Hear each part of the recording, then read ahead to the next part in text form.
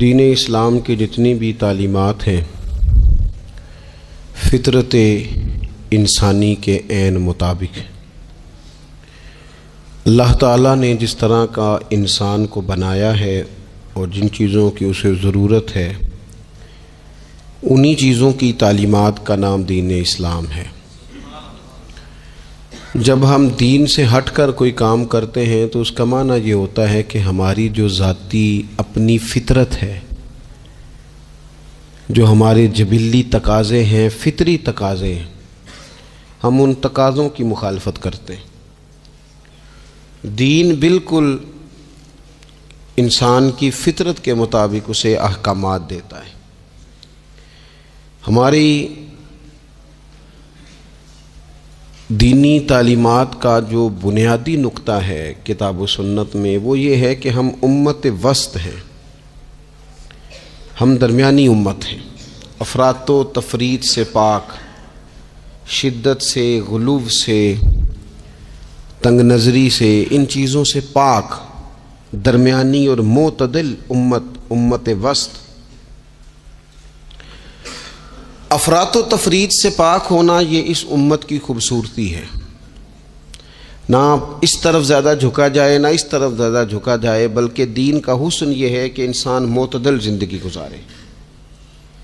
قرآن مجید میں اللہ کریم نے فرمایا وَلَا تَعْتَدُوا، حد سے نہ بڑھو، ان اللہ لا يحب المعتدین، اللہ حد سے بڑھنے والوں کو پسند نہیں کرتا، محبوب نہیں رکھتا۔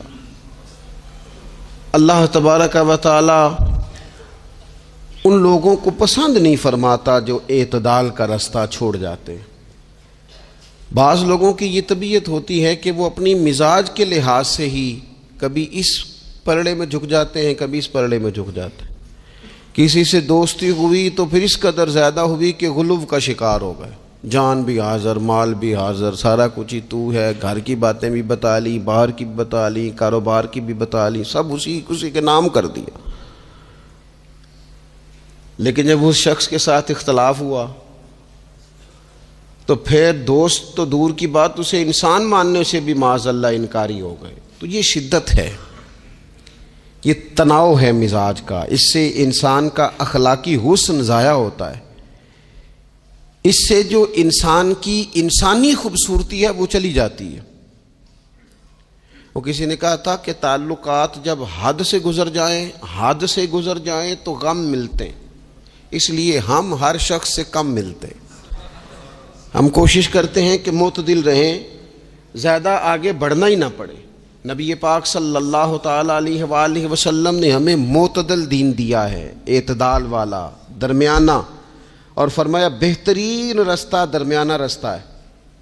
اور نبی پاک علیہ الصلوۃ والسلام نے فرمایا جو درمیانی چال چلتا ہے وہ کبھی تنگ نہیں ہوتا، جو اعتدال کا رستہ اختیار کرتا ہے تکلیف میں نہیں آتا۔ معتدل چلنے والے لوگ جو ہوتے ہیں ان کا بیلنس ہمیشہ ٹھیک رہتا ہے، ان بیلنس نہیں ہوتے۔ تو معتدل زندگی گزاریں، اعتدال پسند بنیں، چیزوں میں شدت نہ لائیں۔ نبی پاک علیہ الصلوۃ والسلام نے فرمایا دین میں بھی غلو نہ کرو، فرمایا تم سے پہلے لوگ غلو کی وجہ سے ہلاک ہو گئے۔ کچھ لوگ غلو کرتے ہیں، چھوڑ دیا جی میں نے سارا کچھ، میرا کوئی تعلق نہیں جی، میں نے نہیں بیاہ کرانا، میرا شادی سے کیا لینا دینا، میں نے گھر چھوڑ دیا جی، اب میں نے بس تسبیحاں ڈال لی ہیں گلے میں جی، میں اب بس مسجد میں ہی ہوں جی، میں فلانی جگہ۔ دین تو اس کو پسند ہی نہیں کرتا، یہ تو حقوق سے بھاگنے والی بات ہے، شریعت تو اس کو سپورٹ ہی نہیں کرتی۔ اور میں نہ جناب چھوڑ دیا جی میں کچھ نہیں کھاتا جی، بس میں تو روزہ رکھتا ہوں ہر روز، ساری رات اللہ اللہ کرتا ہوں، اس کو پسند نہیں کرتا دین اسلام۔ آپ کو معتدل رہنے کا کہا گیا ہے۔ وہ جو رہبانیت اختیار کر لی تھی یہودیوں نے، عیسائیوں نے، غاروں میں چلے گئے، نکل گئے جنگلوں میں، تو حضور نے فرمایا میرے دین میں کوئی رہبانیت نہیں ہے۔ دین تو کہتا ہے کہ آپ روٹین کے کام کریں، روٹین کے، اور روٹین کے کام ہی صحیح کر کے کریں، اسی میں آپ کو اللہ کی رضا نصیب ہو جائے گی۔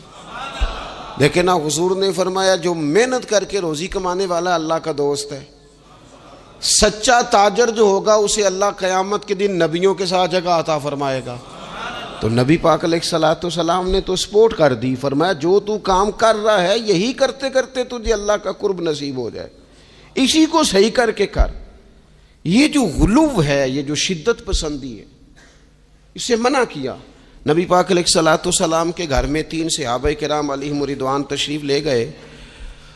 انہوں نے جا کے نبی پاک علیہ الصلوۃ والسلام کی عبادت کا حال پوچھا۔ چند صحابہ گئے تو ازواج مطہرات نے ارشاد فرمایا کہ محبوب گھر تشریف لاتے ہیں، کچھ وقت آرام کرتے ہیں، کچھ وقت ہمیں دیتے ہیں، کچھ وقت عبادت میں گزارتے ہیں۔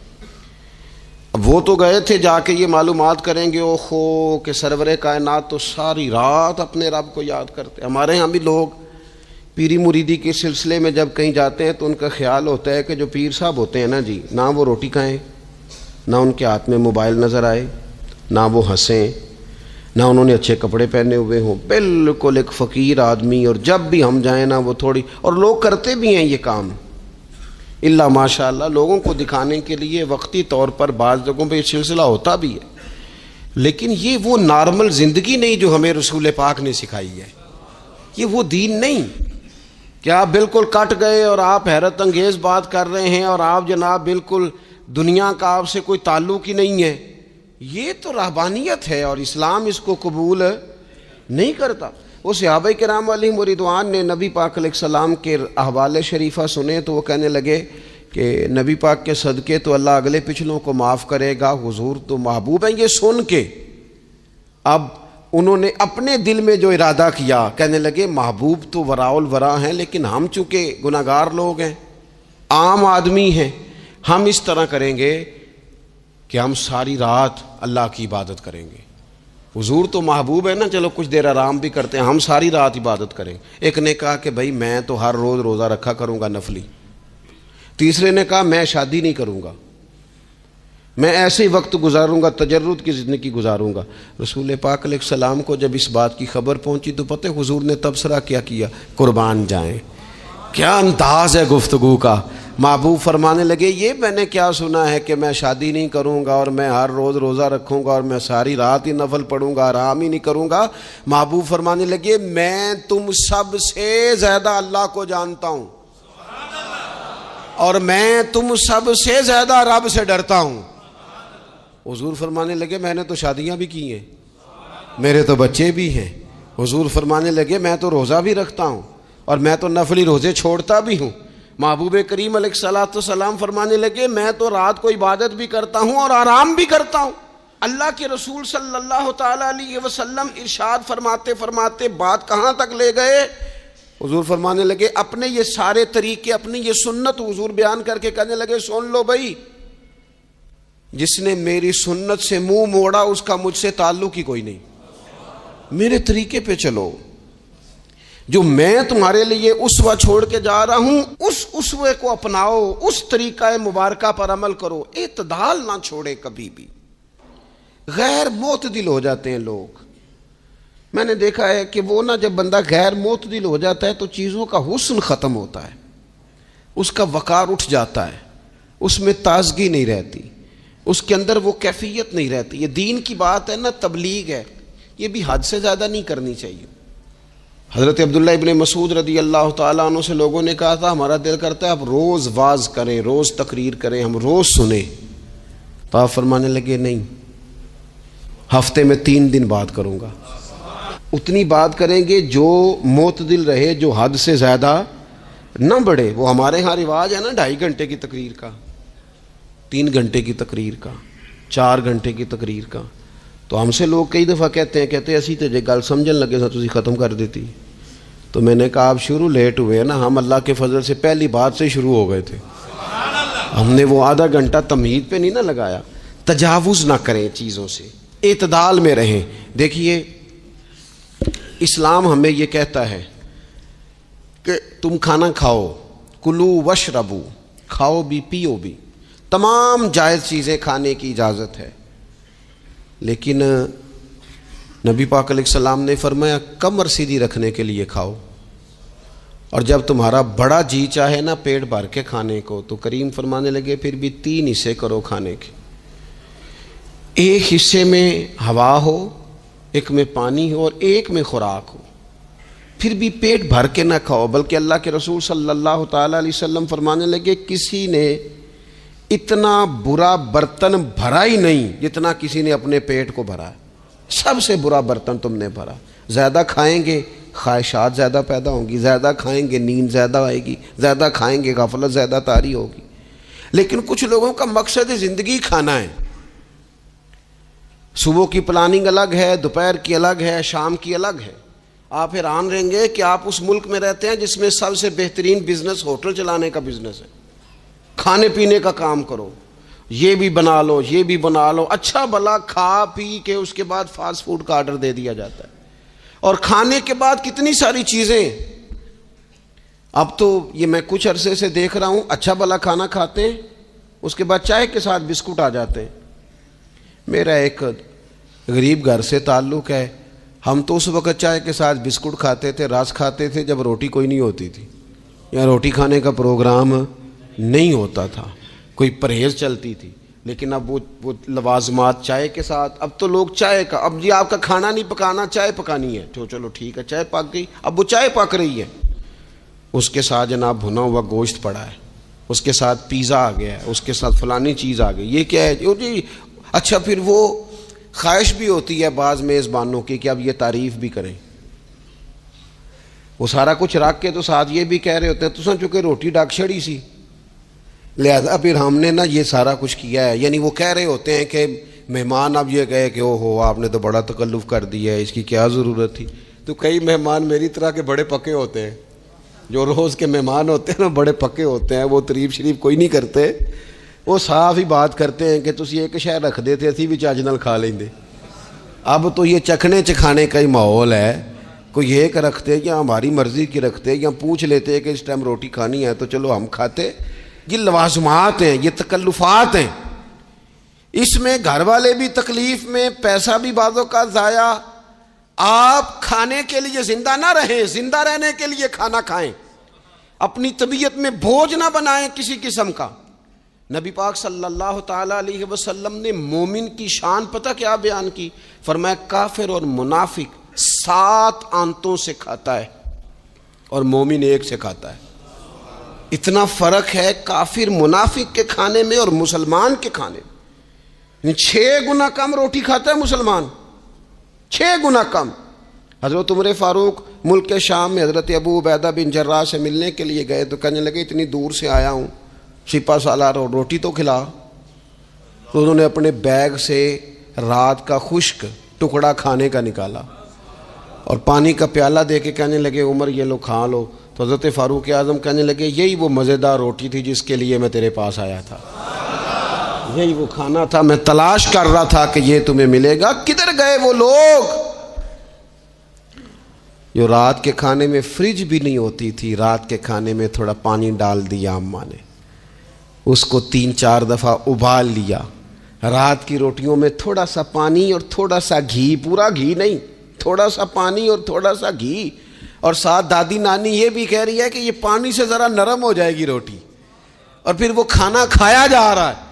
اس کے اندر نہ تو ڈاکٹر آپ کو یہ کہہ رہا ہے کہ یہ نقصان کا باعث ہے، نہ معدے پہ بوجھ بن رہا ہے، نہ اس کے لیے پھر بھائیوں کو جا کے پردیس کاٹنا پڑ رہا ہے، نہ باپ کو کئی قسم کی نوکریاں کرنی پڑ رہی ہیں، اعتدال میں گھر کے اندر ہی سارا کچھ مینج ہے۔ یہ وہ حسن ہے جو اسلام کہتا ہے تم غیر معتدل ہو گئے، تم حد سے بڑھ گئے، تم نے زندگی ساری کھانے پینے پہ لگا دی۔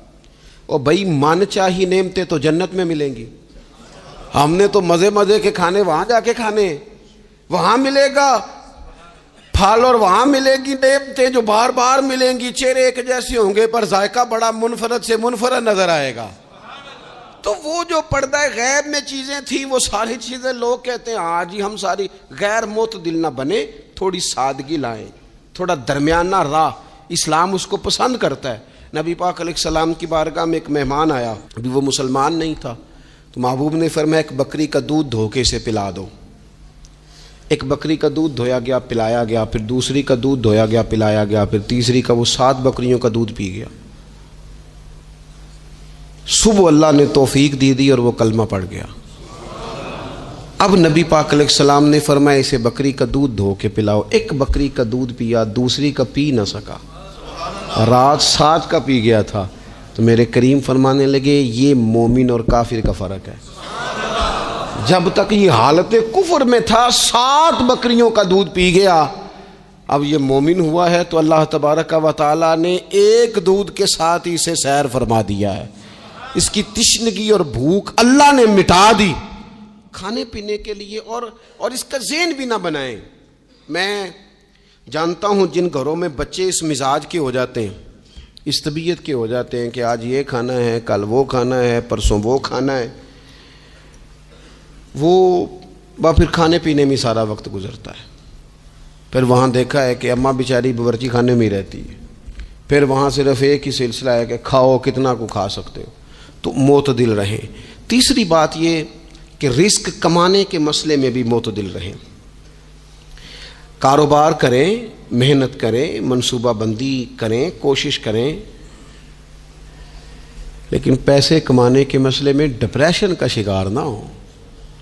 یعنی اس کو نہ جینے مرنے کا مسئلہ نہ بنائیں کہ اگر ایک مہینہ کاروبار صحیح چمکا ہے تو صحت بھی ٹھیک رہی ہے, اور اگلے مہینے اگر تھوڑے حالات خراب ہوئے ہیں تو بلڈ پریشر بھی کافی اوپر نیچے ہو گیا ہے. اس کو نفسیاتی مسئلہ نہ بنائیں.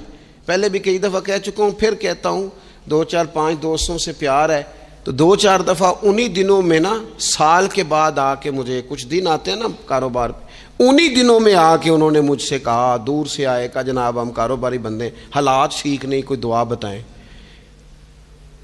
تو میں نے کہا جن دنوں ٹھیک ہوتے ہیں ان دنوں کیوں نہیں آتے؟ کیا آج کل حالات بڑے اچھے ہیں, کچھ شکر کا طریقہ بتائیں, کیوں نہیں آتے؟ کیا فلسفہ ہم نے اختیار کر لیا ہے.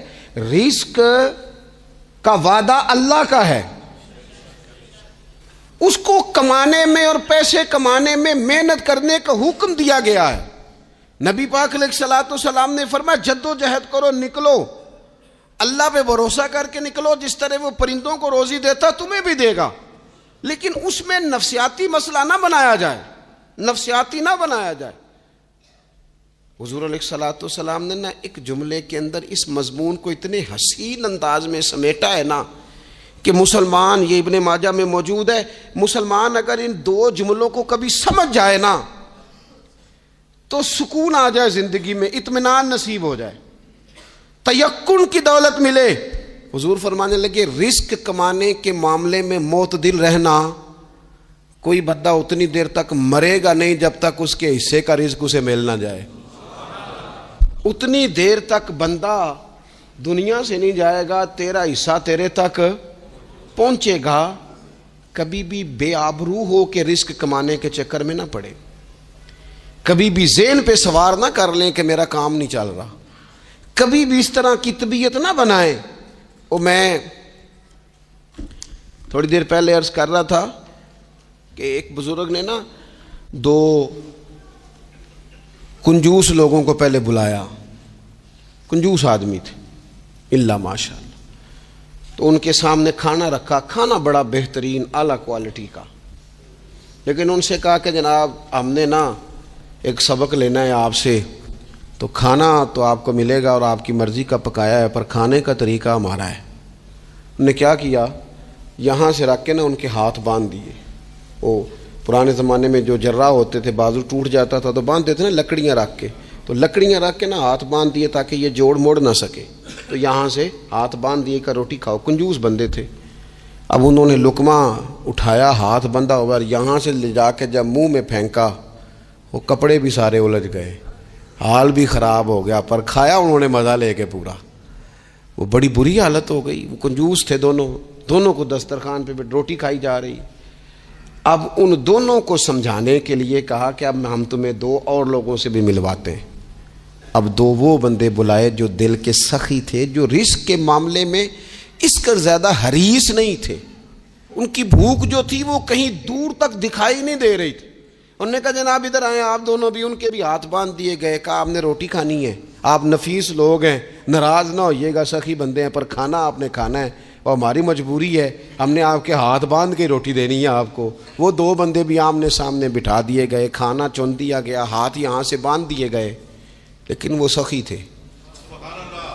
انہوں نے کہا جناب کوئی مسئلہ نہیں، اللہ تعالیٰ توفیق دے گا۔ انہوں نے کیا کیا، وہ لقمہ لگاتے اور ایک دوسرے کے منہ میں ڈالنا شروع کر دیتے، کھانا بھی کھا لیا، کپڑے بھی بچ گئے، نفاست بھی قائم رہ گئی، اور کسی قسم کی کوئی پریشانی آئی۔ کام خاصا مشکل ہے کسی کے منہ میں لقمہ دینا، یہ کام بڑا مشکل ہے، یعنی کھانا آ جائے، پک جائے، پاس پہنچ جائے، اور پھر اسے توڑ کے بنا کے اتنی محنت کر کے دے کسی کے منہ میں دینا۔ لیکن یہ دے کے دیکھو کپڑے بچ جائیں گے انشاءاللہ، نفاست نظر آئے گی، حسن نظر آئے گا، خوبصورتی نظر آئے گی، اس میں لطافت محسوس ہوگی، اس میں لگے گا کہ یہ بندہ ایسا ہے جسے اللہ تعالیٰ نے اپنے فضل سے عطا فرمایا ہے۔ تو غیر معتدل طریقہ بندے کو رسوا کر دیتا ہے، رسوا کر دیتا ہے۔ وہ مال کمانے تو نکلتا ہے لیکن وہ کمزور ہو جاتا ہے، اس کا مزاج اور طرح کا ہو جاتا ہے۔ میں نے دیکھا ہے، وہ جناب ساری دنیا چھٹی پہ ہے لیکن اس نے کہا چلو آج میں دکان کھول لیتا ہوں، گاہک کہیں بھی نہیں آئے گا تو چلو سارے آج مجھے مل جائیں گے۔ ایسا نہیں ہوتا، رزق اللہ نے تقسیم فرمایا ہے، اور جس کا ہے وہ اس تک پہنچ جاتا ہے۔ تو غیر معتدل طریقہ اور رسوائی والا طریقہ کبھی بھی اختیار۔ اسی طرح کا معاملہ سخاوت میں ہے۔ نبی پاک علیہ الصلوۃ والسلام نے فرمایا کہ جب صبح دن چڑھتا ہے تو فرشتے دعا کرتے ہیں، کہتے ہیں یا اللہ سخی کو زیادہ عطا فرما، اسے زیادہ دے۔ حضور فرماتے ہیں جو سخی ہوتا ہے نا، یہ لوگوں کے بھی قریب ہوتا ہے، اللہ تعالیٰ کے بھی قریب ہوتا ہے، اور جنت کے بھی قریب ہوتا ہے۔ اور یہ جو کنجوس ہوتا ہے یہ لوگوں سے بھی دور ہوتا ہے، اللہ تعالیٰ سے بھی دور ہو جاتا ہے، جنت سے بھی دور ہو جاتا ہے۔ سخاوت بڑی اعلیٰ چیز ہے، لیکن اس میں بھی معتدل رہنے کا کہا گیا ہے۔ معتدل، کچھ لوگ ایسے ہیں جو سخی نہیں ہوتے، یہ میں کوشش کروں گا تشریح آپ کے ذہن کے مطابق کر لوں۔ سخی مزاجن سخی، لیکن اگر کبھی چڑ جائے نا، وہ جتنے مرضی پیسے لے لو ان سے، مزاج میں سخاوت نہیں۔ لیکن اگر طبیعت ہے اس طرح کی کہ اگر ان کا ذہن آ گیا نا، کبھی کہیں کسی نے تعریف کر دی ہے، پوری خوشامد اس نے کر لی ہے، تو پھر تو جناب ساری جیب بھی آپ خالی کرا دے۔ یہ مزاج کی سخاوت نہیں ہے، یہ تو آپ کی طبیعت کا وہ ابال ہے کہ اگر کسی بندے کو پتہ چل گیا ہے کہ کس طرح کر کے آپ قابو آتے ہیں تو پھر وہ روز استعمال کرے گا، اور یہ ہوتا ہے، یہ ماحول ہوتا ہے۔ میں چونکہ مذہبی ماحول سے تعلق رکھتا ہوں، میں نے خود یہ دیکھا ہے کہ کوئی شخص اگر اس نے زیادہ بڑا منہ کھول کے لوگوں سے مانگنا شروع کر لیا ہے تو پھر تو جناب بڑی بات ہے، مہنگا آدمی۔ اور اگر کوئی اپنی وفاداری قائم رکھتا ہے، خوشامد نہیں کر سکتا، اس کی طبیعت نہیں ہے کہ وہ 20-50 لوگوں کی خوشامد کرے، 10 کو حاجی صاحب کہے، 20 کو عاشق رسول کہے، اور 30-35 کو کہے جناب بڑی بات ہے، ہم نے تو بڑا دیکھا ہے، آپ تو بڑے بہترین لوگ ہیں۔ تو پھر جناب وہ اگر یہ کام اسے کرنا آتا ہے تو پھر اس کا مطلب ہے اسے دہاڑی بھی اچھی لگانی آتی، پھر اس کی آواز کا بھی زیادہ سریلا ہونا ضروری نہیں۔ پھر اللہ تعالیٰ معاف فرمائے، پھر بس ٹھیک ہے، اب میں کیا اس پر تبصرہ کروں، پھر تو ہم دیکھ رہے ہوتے ہیں جس کو وہ عاشق رسول کہہ رہے ہوتے ہیں نا۔ اور ایسی خطرناک، میرے سامنے ایک نعت خواہ ایک صاحب سے کہنے لگا، نعت حضور کی پڑھی جا رہی ہے۔ کبھی شعراء ایک کام کرتے تھے، وہ کہتے تھے شعر تیری نظر ہے، وہ غزل کا شعر ہے یا کوئی ایسا شعر ہے، لیکن ایک شعر ہے نعت کا، اس میں تو حضور کی تعریف ہے۔ نبی پاک کی تعریف کا شعر کسی بندے کی نظر کیسے ہو سکتا ہے جب اس میں ذکر ہی رسول پاک کا ہے؟ تو وہ نعت خان صاحب کہنے لگے، بندہ سامنے بیٹھا ہے، تھوڑا بہت میں بھی اسے جانتا ہی تھا، تو اسے کہنے لگے حاجی صاحب یہ شعر تہاڈی نظر ہے۔ میں انہوں آکھیا تو مہربانی کر ایدی نظر کوئی اور شے کر لیا، یہ تو نعت ہے حضور کی، یہ نبی پاک کے لیے ہی رہنے دے، اس کی نظر تو نے کر دی ہے۔ تو نالے میں کیا ہے حاجی جنی دیر تک پیچھے بیٹھا سی انہیں دیر تو نظر کیتی نہیں، ان دتھیاں لے کے سامنے آئے تو نظر نیاز شروع کر لی۔ نہ کریں یہ کام، اس سے کوفت پہ، اور آپ یقین کریں میں ذمہ داری سے کہتا ہوں، یہ کام کرنے والا بھی تنگ ہوتا ہے، اور جس کے لیے کر رہا ہوتا ہے پتہ اسے بھی سارا ہی ہوتا ہے کہ چکر کیا چل رہا ہے، سب پتہ ہوتا ہے۔ تو اس تکلف میں جب انسان کام کرتا ہے تو کہاں تک بات جاتی۔ سخاوت کریں لیکن چڑھ کر کوئی کام نہ کریں۔ نبی پاک علیہ الصلوۃ والسلام نے فرمایا، حضور فرمانے لگے اس طرح خیرات نہ کرنا کہ تمہارے اپنے بچے بعد میں لوگوں کے سامنے ہاتھ پھیلاتے پھرے۔ حضرت سعد بن ابی وقاص رضی اللہ تعالیٰ عنہ نے عرض کیا تھا، یا رسول اللہ صلی اللہ تعالیٰ علیہ وسلم میں سارا مال اللہ کی راہ میں خیرات کرنا چاہتا ہوں، میری ایک ہی بیٹی ہے، میں چاہتا ہوں سارا اللہ کے راستے میں دے دوں۔ تو حضور فرمانے لگے نہیں بھائی تو چوتھا حصہ دے، 3 حصے اپنی بچی کے لیے، بیویوں کے لیے، باقیوں کے لیے رکھ لے، لیکن تو یہ کام نہ کر۔ تو میرے عزیز زندگی میں خرچ کرنے میں بھی اعتدال کا مظاہرہ کریں۔ مجھے پتہ ہے اچھی طرح کہ ہمارے ہاں ایک مزاج بن جاتا ہے، طبیعت بن جاتی ہے کہ اگر کسی شخص کو آپ تھوڑی سی مدد کرتے ہیں تو وہ سمجھتا ہے کہ اگر اس نے مجھے 20,000 دیا ہے تو یقیناً اس کے گھر میں 50 لاکھ پڑا ہے، وہ پھر اگلے ہفتے دوبارہ آتا ہے، ایک نئی مجبوری کا بھی اظہار کرتا ہے۔ یہ ساری چیزیں ہوتی ہیں، ان چیزوں کے بیچ ہی آپ کو نیکی کرنی ہے، لیکن افراط و تفریط سے بچنا ہے۔ اسی طرح کا معاملہ اپنی زندگی کے دیگر معاملات میں کریں۔ نبی پاک علیہ الصلوۃ والسلام نے نا سادگی کو پسند کیا ہے، حضور سادگی کو پسند کرتے، کھانے کے معاملے میں بھی اور کپڑوں کے معاملے میں بھی، لیکن اچھا لباس پہننے کی اجازت دیتے۔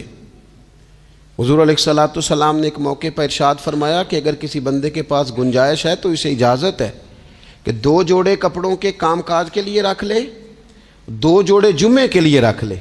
اور نبی پاک صلی اللہ تعالیٰ علیہ وسلم نے ایک شخص کو دیکھا جو مالدار تھا، لیکن اس کے کپڑے پھٹے پرانے تھے، لباس پرا گندا تھا، بال بکھرے ہوئے تھے۔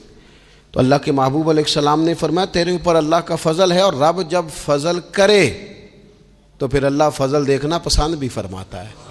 فرمایا تو اچھا لباس پہن، حرج کوئی نہیں، لیکن اپنا رسول پاک علیہ السلام کا طریقہ مبارکہ یہی تھا کہ سیدہ عائشہ صدیقہ فرماتی ہیں کہ یہ وہ لنگی مبارک ہے اور یہ وہ پیوند والا کرتا مبارک ہے، اسی میں محبوب نے اپنی جان اپنے رب کریم کی بارگاہ میں پیش کر دی۔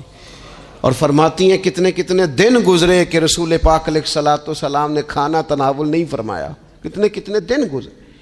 میں اس ساری بات کو اگر سمیٹوں نا تو میں یہ نوجوان اگر میری بات پر غور کریں تو اسلام کہتا ہے حضور خود کنگھی بھی فرماتے تھے، تیل بھی لگاتے تھے، امامہ بھی باندھتے تھے، سرما بھی پہنتے تھے، سادہ لباس پہنتے تھے لیکن صاف ستھرا۔ اسلام آرائش کی اجازت دیتا ہے، زینت کی اجازت دیتا ہے۔ آپ کنگھا کریں، تیل لگائیں، خوشبو لگائیں، سرما لگائیں، صاف لباس پہنے، کپڑے دھلے ہوئے پہنے۔ حضور نے حکمن کہا، تاکیدن کہا کہ جمعے والے دن نہا کے مسجد میں آیا کرو۔ اسلام آرائش کی اجازت دیتا ہے، بس نمائش سے منع کرتا ہے۔ دکھاوا نہ کرو، نمائش نہ کرو۔ یہ نہ کہو کہ میں نے اتنے لاکھ کا پہننا ہے، ذرا لاگ پتہ جائے لوگوں کو۔ یہ نہ مزاج بناؤ کہ اوہو یہ تو میں نے جناب پچھلے ہفتے بھی پہنا تھا، یہ تو میں نے منگنی والے دن بھی پہنا تھا، نکاح والے۔ یہ نمائش ہے، نمائش سے اسلام منع کرتا ہے۔ اللہ کے پیارے رسول صلی اللہ تعالی علیہ وسلم نے فرمایا جس نے دنیا میں شہرت کا لباس پہنا، اس طرح کا لباس پہننا چاہا، اس طرح کے کپڑے زیب تن کرنا چاہے جس سے محسوس ہو کہ میں ایک بڑا آدمی ہوں، میں مالدار آدمی، جس نے دنیا کے اندر شہرت کا لباس پہنا، اللہ قیامت کے دن اسے ذلت کا لباس پہنائے گا۔ یہ معتدل کیوں نہیں رہا؟ اس نے کیوں حد سے تجاوز کیا؟ اس کو اس طرح نہیں کرنا چاہیے تھا۔ رسول رحمت صلی اللہ تعالی علیہ وآلہ وسلم نے ہمیں جس چیز کی اجازت دی ہے وہ کام ہم کر سکتے ہیں، اور جس سے نبی پاک علیہ الصلوۃ والسلام نے ہمیں روکا ہے اس کام سے ہم نے بچنا ہے۔ ایک اور بات بھی خاص اور بالخصوص نوجوانوں سے کرنی ہے، وہ خاص جس طرح کھانے پینے میں معتدل رہیں، کمائی کرنے میں معتدل رہیں، خرچ کرنے میں اعتدال کا مظاہرہ کریں، لباس میں اعتدال کا مظاہرہ کریں، اسی طرح نا یہ آرام کرنے میں بھی ذرا معتدل رہیں۔ بہت زیادہ آرام کرنے لگ گئی ہے نئی نسل۔ آپ ضرورت سے زیادہ بھی سو لیں تو تھکاوٹ بڑھ جاتی ہے۔ اگر انسان اتنا ہی آرام کرے نا جتنا اس کی طبیعت کے لیے ضروری ہے تو اس میں طبیعت فریش رہے گی۔ لیکن اگر آپ کہیں، وہ ایک دوست ہیں ہمارے، تو ان کو جب تک کوئی اٹھائے نہ تو اٹھتے نہیں، تو گھر والوں نے ایک دن ارادہ کیا کہ آج صبح نہیں اٹھانا، دیکھتے ہیں کتنے بجے اٹھتا ہے، ماشاءاللہ شادی شدہ ہیں، بچے ہیں، تو کہنے لگے جی پھر اللہ کے فضل سے میں 2 بجے خود ہی اٹھ گیا تھا۔ رات ایک شخص سویا ہے اور اگلے دن 2 بجے سویا، تو اب انہوں نے تو یہ بات محبت میں کی، تو پھر میں نے ان سے یہ پوچھا، میں نے کہا یہ بتائیں کہ آپ چلیں رات آپ سو گئے، سمجھ لیں آپ سو گئے 2 بجے رات کو، 12 گھنٹے کے بعد اگر آپ اٹھے طبیعت کیسی تھی؟ کہنے لگی فریش نہیں تھی۔ میں نے کہا فریش تبھی ہوتی ہے اگر آپ فجر میں اٹھ کے وضو کر کے نماز پڑھتے، فریش یہ تبھی ہوتی ہے اگر آپ سحری آپ اپنی روٹین کے مطابق اٹھتے اور اپنی ڈیوٹی پہ جاتے، واپس آتے اور تھک کے سوتے۔ بہت زیادہ آرام پسندی، اور جب سے یہ ساتھ موبائل اٹیچ ہوا ہے، ایک کونا مل جائے، ایک تکیہ مل جائے، اور موبائل کی بیٹری موجود ہو اور سروسز اس کی ساری ٹھیک ہوں، پھر ہمیں آواز کوئی نہ دے۔ اس سے کیا ہوتا ہے؟ وجود بالکل سست ہو جاتا ہے۔ آپ کو اللہ تعالیٰ نے جو قدرتی صلاحیتیں دی ہیں، آپ جو کچھ کر سکتے ہیں اپنے گھر کے لیے، وطن کے لیے، ماں باپ، وہ آپ نہیں کر پائیں گے۔ زنگ آلود ہو جائے گا وجود، ہر وقت کی تھکاوٹ، ہر وقت کا مزاج کے اندر سستی کا آ جانا، اعتدال سے نہ نکلیں۔ نیند 7-8 گھنٹے بہت کافی ہے۔ اور وہ بھی میں آپ کو ایک ذاتی بات بتاتا ہوں، اگر اللہ چاہے نا بندے کی نیند پوری ہو تو کئی دفعہ صرف 20 منٹ آنکھ لگ جائے تو بندہ فریش ہو جاتا ہے۔ اور اگر منظور نہ ہو مالک کریم کو تو پھر ٹھیک ہے، لوگ لیٹے ہوئے۔ اللہ کے پیارے رسول صلی اللہ تعالیٰ علیہ وسلم نا بہت زیادہ آرام طلبی کو پسند نہیں کرتے، مسلسل جد و جہد۔ گھر آئے، کچھ دیر آرام کیا، نماز شروع کر لی، حضور تہجد میں اٹھ گئے، پھر حضور فجر میں اٹھ گئے، دوپہر میں تھوڑا سا آرام فرماتے تاکہ رات کو بیدار رہنا آسان ہو، لیکن بہت آرام پسندی۔ ہمارے حضرت صاحب فرمایا کرتے تھے زمین کے اوپر کام، نیچے جا کے آرام۔ وہ کسی نے کہا تھا جاگنا ہے جاگ لے افلاک کے سائے تلے، پھر تو حشر تک سوتا رہے گا خاک کے سائے تلے۔ سونا ہی ہے نا، مرنے سے لے کر قیامت تک سونا ہے نا، تو اب تو جاگنے کا وقت ہے۔ نبی پاک صلی اللہ تعالیٰ علیہ وسلم نے حضرت معاذ ابن جبل رضی اللہ تعالیٰ عنہ کو یمن کا گورنر بنا کے بھیجا تو نصیحت فرمائی تھی۔ حضور علیہ الصلوۃ والسلام نے فرمایا تھا تمہیں گورنر بنا کے بھیج رہا ہوں، عیش کوشی سے بچنا۔ حضور فرمانے لگے اللہ کے بندے آرام طلب نہیں ہوتے، رب کے بندے تو محنت کرنے والے ہوتے ہیں، جد و جہد۔ وہاں جا کے عیش کوشی سے بچنا، یہ مسند امام احمد بن حنبل میں موجود ہے۔ یہ جو آرام ہے نا، ہمیں بلائے کوئی نہ، آواز کوئی نہ دے، وہاں مرضی سے اب تو چھٹی ہے جی، اب تو میں نے سویرے اٹھنا ہی نہیں۔ او بھائی ڈھیر سارے کام ہیں جو چھٹی والے دن کرنے کے، ڈھیر ساری ذمہ داریاں ہیں جو چھٹی والے دن پوری کرنے کی۔ اپنی زندگی سے، اپنے وجود سے کچھ نفع لیں، ایسا نہ ہو کہ یہ بیکار ہو جائے۔ لیکن اگر زندگی صرف اور صرف کھانے پینے میں، لباس پہننے میں اور باتیں کرنے میں لگ جائے تو پھر تو آپ بیکار ہو جائیں گے۔ پھر تو محسوس ہوگا کہ جیسے انسان نہ خوابوں کی دنیا میں زندہ ہے، باتوں کے ساتھ اپنے دل کو مطمئن کرتا ہے۔ اس نے اچھا لباس پہن لیا ہے، بس آئینے میں اپنے آپ کو دیکھ کے خوش ہوتا رہتا ہے، طرح طرح کے کھانے منگاتا رہتا ہے، بس زبان کے ذائقے پورا کرتا رہتا ہے۔ امام طبرانی حدیث لائے ہیں، رسول پاک صلی اللہ تعالیٰ علیہ وسلم نے فرمایا میری امت میں ایسے لوگ آئیں گے جو رنگ برنگے کھانے کھائیں گے، انواع و اقسام کے مشروبات استعمال کریں گے، طرح طرح کی زیب و زینت کریں گے، اور منہ پھاڑ پھاڑ کے باتیں کریں گے، منہ کھول کھول کے گفتگو کریں گے۔ حضور نے پتہ کیا فرمایا؟ فرمایا یہ میری امت کے بدترین لوگ ہیں، یہ بدترین لوگ ہیں جن کا مقصود ہی صرف لباس پہننا ہے، مقصود ہی صرف کھانے کھانا ہے، مقصود ہی منہ کھول کھول کے باتیں کرنی ہے۔ ان لذات میں جو لوگ پوری طرح الجھ گئے، کوئی خیر کا کام ہی نہ کر سکے، کوئی مقصد زندگی کی طرف ہی نہ بڑھ سکے، یہ بدترین لوگ ہیں۔ عزیز دوستو، ان 3 چیزوں میں ڈھیر سارے لوگ، اللہ تعالیٰ معاف کرے اللہ ماشاء اللہ، اللہ سب کو محفوظ رکھے، اپنی زندگی کو ضائع کرتے دکھائی دیتے ہیں۔ یا تو کھانے پینے کا شوق ہے، یا لباس کی زیب و زینت کی طرف توجہ ہے، یا بس نشستن گفتن برخاستن بیٹھے ہیں اور باتیں کی ہیں اور اٹھے اور اتنی باتیں کی ہیں، اتنی باتیں کی ہیں، اس میں بھی کوئی اعتدال نہیں۔ بہت زیادہ بولنے سے وقار چلا جاتا ہے، بہت زیادہ باتیں کرنے سے باتوں کا حسن ضائع ہوتا ہے، بہت زیادہ بولنے والے کے جملے قیمتی نہیں رہتے، بہت زیادہ باتیں کرنے والا آدمی بے وزن اور بے وقت ہونے لگتا ہے۔ بغیر مانگے مشورہ دینے والے لوگوں کے مشوروں کو لوگ ردی کی ٹوکری جاننے لگتے ہیں۔ اپنی زندگی کو اگر وزادار اور باوقار بنانا چاہتے ہیں تو ذرا لباس میں بھی سادگی ہو، اللہ کی ہر نعمت خوش دلی سے استعمال کی جائے۔ سادہ کھانا بھی ملے تو رب کی عطا سمجھ کے رغبت کے ساتھ، شوق کے ساتھ اسے استعمال کیا جائے۔ مجلس میں بیٹھا جائے تو سیکھنے کی کوشش کی جائے، دوسروں کی باتوں کو سنا جائے۔ اللہ تعالیٰ نے نا کان دو دیے ہیں، زبان ایک دی ہے۔ معنی کیا ہے؟ ڈبل سننا چاہیے اور سنگل بولنا چاہیے۔ 2 گنا سنیں اور اس سے آدھی گفتگو کریں۔ اور ہمارے حضرت تو فرمایا کرتے تھے اپنے جملوں کو چھوٹا کرو، جو بات تھوڑے جملوں میں کہی جا سکتی ہے اسے لمبے جملوں میں نہ کہو۔ ہر بات کی وضاحت کرنا اور ہر بات کا پس منظر بیان کرنا اور بات کو اتنا لمبا کر دینا کہ اصل بات ہی اس میں سے رہ جائے، بیچ میں سے مدعا ہی ختم ہو جائے، آنے کا مقصد ہی کسی کو سمجھ میں نہ آئے، اس سے بھی انسان اعتدال کا رستہ چھوڑتا ہے۔